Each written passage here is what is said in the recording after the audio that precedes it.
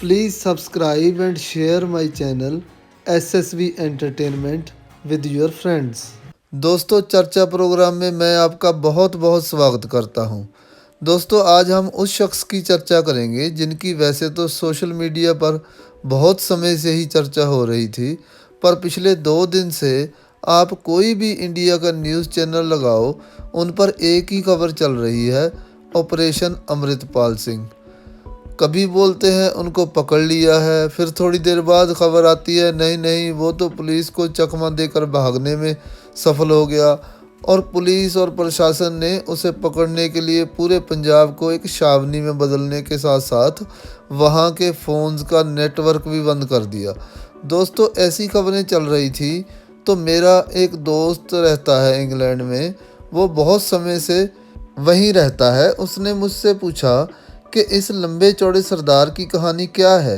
ये सिखों के लीडर संत जरनैल सिंह भिंडरावाला के जैसा ही लगता है। तब मेरे मन में आया कि मैं आपको उनके जीवन के बारे में जानकारी दूं। तो चलिए दोस्तों, पहले उनके जीवन पर बात करते हैं, साथ साथ में उनके मुद्दों पर भी चर्चा करेंगे। दोस्तों, इस नौजवान का नाम अमृतपाल सिंह संधू है और उनका जन्म 18 जनवरी 1993 को भारत की पंजाब स्टेट के एक गांव जल्लूपुर खेड़ा, जो अमृतसर ज़िले में है, वहां पर तरसेम सिंह संधू और माता बलविंदर कौर के घर में हुआ। अमृतपाल का एक बड़ा भाई और 2 जुड़वा बहनें भी हैं। दोस्तों, अमृतपाल सिंह ने 10वीं की पढ़ाई पूरी करने के बाद पॉलीटेक्निक का कोर्स करने के लिए कपूरथला के एक कॉलेज में दाखिला तो ले लिया, पर उसको पूरा नहीं किया और पढ़ाई बीच में ही छोड़कर वो दुबई में शिफ्ट हो गए। वहाँ पर उनके परिवार का ट्रांसपोर्ट का बिजनेस था। ये कोई 2012 के आसपास की बात है। तब उनके बाल काटे हुए थे और वो पगड़ी भी नहीं पहनते थे, पर उस समय उनको कोई जानता भी नहीं था। लेकिन जब दिल्ली में किसानों का धरना चला तो उसमें जो नाम सबसे ज़्यादा चर्चित था, जिन्होंने लाल किले पर किसानी झंडा फहरा दिया था, जी हाँ, उनका नाम था स्वर्गवासी दीप सिद्धू, जो एक वकील और पंजाबी फिल्मों के मशहूर एक्टर थे, जिन्होंने वारिस पंजाब दे नाम की एक संस्था बनाई थी। तो पंजाब के युवाओं की तरह अमृतपाल भी उनसे काफ़ी प्रभावित हुए। पर जब दीप सिद्धू जी की एक सड़क हादसे में अचानक मौत हो गई तो 20 अगस्त 2022 को अमृतपाल सिंह दुबई से पंजाब लौट आया और यहाँ आकर उन्होंने अमृत पीकर, दाढ़ी केश रखकर, सुंदर पगड़ी बांधकर, एक संपूर्ण सिख की वेशभूषा अपनाकर दीप सिद्धू की संस्था वारिस पंजाब दे के नए मुखिया के तौर पर अपने आप को प्रस्तुत कर दिया और साथ में ही गतिविधियां भी शुरू कर दी। उनकी चर्चा टीवी न्यूज़ और सोशल मीडिया पर होनी शुरू हो गई। फिर उसने खालिस्तान की मांग, संत जरनैल सिंह भिंडरावालों की शहीदी का बदला लेने की बात और सिख तो गुलाम है इस भारत में, ऐसे भाषण देने शुरू कर दिए, जिससे कई सिख नौजवान उनकी बातों से प्रभावित होकर उनके साथ हो लिए। लेकिन पंजाब सरकार और भारत सरकार ने किसी आने वाले खतरे से पहले ही अपने कान खड़े कर लिए।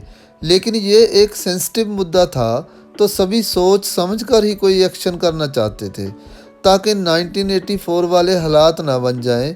तो सरकारें चीते की तरह सांस रोककर टकटकी लगाकर बैठ गई कि कब अमृतपाल अपनी जवानी के जोश में कोई ऐसा कदम उठाए जिससे सांप भी मर जाए और लाठी भी न टूटे। इसी बीच अमृतपाल की शादी किरणदीप कौर से 10 फरवरी 2023 को हो गई, जो इंग्लैंड की नागरिक है। दोस्तों, आगे की कहानी सुनने से पहले प्लीज़ मेरे चैनल को सब्सक्राइब तो कर लो यार। मैं आपके लिए इतनी जानकारी इकट्ठी करके लाता हूँ, इतना तो बनता ही है। और मेरे प्रोग्राम्स को शेयर करने के साथ साथ लाइक भी कर दिया करो। और हाँ, सच कमेंट में भी बताइएगा कि आपको अमृतपाल सिंह एक सच्चे सिख सिपाही लगते हैं या फिर आतंकवादी, जैसी खबरें चल रही हैं। अपनी राय ज़रूर दीजिएगा। तो आगे बढ़ते हैं दोस्तों। तो वो अपनी तकरीरों में खालिस्तान का प्रचार करने के साथ साथ नौजवानों को अमृत पीकर संपूर्ण सिख बनने के लिए भी प्रेरित करते हैं और कई नौजवानों को नशे छोड़कर सीधे रास्ते पर आने के लिए भी काफ़ी कोशिशें कर रहे हैं। पर दीप सिद्धू के भाई और दीप सिद्धू की मित्र लड़की जो उनके एक्सीडेंट के समय साथ थी, उन्होंने कभी भी अमृतपाल को अपना समर्थन नहीं दिया। और उन्होंने तो यहाँ तक कहा है कि जब दीप सिद्धू जिंदा थे तो उन्होंने इसके बारे में हमें कभी भी नहीं बताया कि अमृतपाल सिंह वारिस पंजाब दे टीम का हिस्सा है। तो छोड़िए दोस्तों, हम इन बातों में नहीं पड़ेंगे कि कौन सच्चा है कौन झूठा है।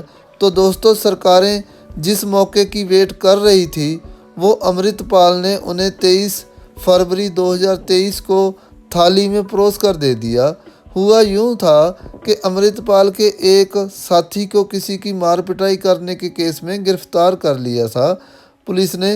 तो अमृतपाल उसको छुड़ाने के लिए हजारों की भीड़ लेकर, जिनके पास हथियार भी थे, वैसे भी उनके साथ जो और लड़के होते थे उनके पास हर समय हथियार होते ही थे, साथ में सिखों का धार्मिक ग्रंथ जिसको सिख अपना गुरु मानते हैं, गुरु ग्रंथ साहब को भी लेकर अजनाला पुलिस स्टेशन पर कब्जा कर लिया। और वहां अमृतपाल के साथियों ने पुलिस के साथ मारपीट करने के साथ साथ सरकारी सामान की भी तोड़फोड़ की। अब पुलिस ने वहां ना तो लाठीचार्ज किया ना गोली चलाई, बस घायल होकर हॉस्पिटल में भर्ती हो गए और साथ में बयान दे दिया कि हम सभी सिख पुलिस वाले हैं और गुरु ग्रंथ साहब जी की हम भी पूजा और इज्जत करते हैं, इसलिए हमने वहाँ पर कोई कार्रवाई नहीं की, क्योंकि हम नहीं चाहते थे कि हमारे गुरु के सामने हम खून खराबा करें। तो ये बात पुलिस के हक में चली गई और अमृतपाल के खिलाफ वे ऐसे कि सिखों में मैसेज चला गया कि खालिस्तान दिलाने वाला अपने गुरु ग्रंथ साहब को मारपीट करने के लिए ले गया। पर पंजाब की पुलिस ने गुरु ग्रंथ साहब की रिस्पेक्ट में मार खा ली, पर गुरु जी के सामने कोई ऐसा कदम नहीं उठाया जिससे भगदड़ मच जाती और गुरु ग्रंथ साहब जी की बेअदबी हो जाती। ऊपर से अमृतपाल के सामने वो उसके आदमी को छोड़कर झुक भी गए। इससे अमृतपाल को लगा मेरी तो बहुत पावर है, जब मेरे समर्थक मेरे आदमी को छुड़ाने के लिए पुलिस प्रशासन को झुका सकते हैं तो अब क्या है, अब तो हमसे कोई भी नहीं टकराएगा। पर वो जोश में ये भूल गए कि उस दिन की खबरें टीवी और अखबार में जिस तरह छपी, उनमें सिखों में उनके खिलाफ एक नेगेटिविटी फैल गई कि लड़ाई झगड़े करने के लिए गुरु ग्रंथ साहब को नहीं ले जाना चाहिए था, या उसने जानबूझकर गुरु ग्रंथ साहब को ढाल बनाकर इस्तेमाल किया है। इसको पता था कि पुलिस अगर हम पर हमला करेगी तो गुरु ग्रंथ साहब की बेइज्जती से सिखों की भावनाएं भड़केंगी। तो दोस्तों, अब सरकार ने यहाँ से बिल्ली वाला तरीका अपनाया। शिकार को लगा ये अब मेरी तरफ नहीं देख रही, और सरकार उससे चिढ़ तो चुकी ही थी, क्योंकि पुलिस वाले को तो आप ओए नहीं बोल सकते, तो उनको पीट कर उनसे अपना आदमी छुड़ाकर आप कैसे चले जाओगे। बस वो तो G20 की मीटिंग ख़त्म होने का इंतज़ार कर रही थी ताकि विदेशी मेहमानों के सामने कोई गड़बड़ ना हो जाए। तो दोस्तों, आपकी जानकारी के लिए बता दूं कि G20 की एक मीटिंग पंजाब के अमृतसर में भी थी, जिसके लिए पंजाब सरकार और भी अंडर प्रेशर थी। पर जैसे ही विदेशी डेलीगेशन मीटिंग ख़त्म करके अपने अपने देशों के लिए निकले, अगले ही दिन यानी 18 मार्च को ही अमृतपाल और उसके साथियों को पकड़ने के लिए पंजाब सरकार ने भारत की एजेंसियों के साथ मिलकर ऑपरेशन अमृतपाल शुरू कर दिया। दोस्तों, मेरी ताज़ा जानकारी के अनुसार अमृतपाल तो अभी भी पुलिस ने नहीं पकड़ा, पर उसके तकरीबन 120 साथी और बहुत से हथियार और कुछ गाड़ियां उन्होंने पकड़ ली हैं और अमृतपाल की तलाश जारी है। ये सारी खबरें तो आपने टीवी पर भी देख ली होंगी।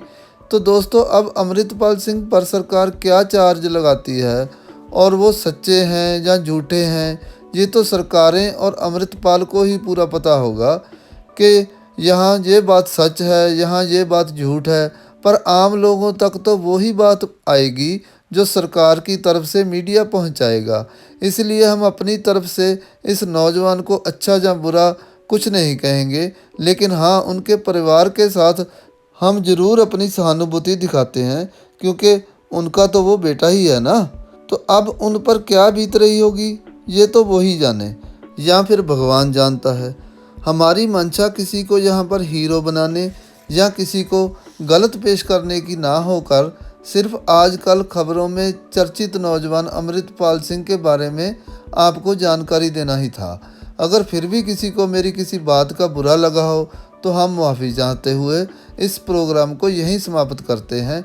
कल मुलाकात होगी आपसे, तब तक आप अपना ख्याल रखिएगा। बाय बाय, टेक केयर दोस्तों।